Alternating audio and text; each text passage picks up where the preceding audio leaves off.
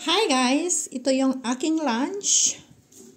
Kadyos o kardes. Dinengdeng ito guys. May dahon ng malunggay at saka may okra.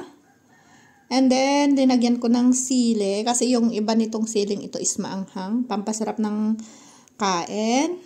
Ayan. At saka yung sahog niya guys, walang isda or karne. Ito yung mga maliliit na shrimp, yung parang bibi, yung ganyan, oh. Yung lagi kong sinasawag din pag nagdidinengdeng ako. Ayan, ready to eat na. Ayan, magkakamay ako, syempre. And yung aking pineapple juice. Ayan, may simpleng lunch. Brunch na pala.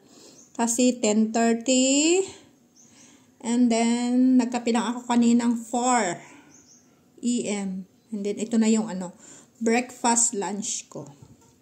Ayan, ang simple, no? Dinengdeng, kadyus o kardes. Tapos, okra, and dahon ng malunggay with sili. Ayan.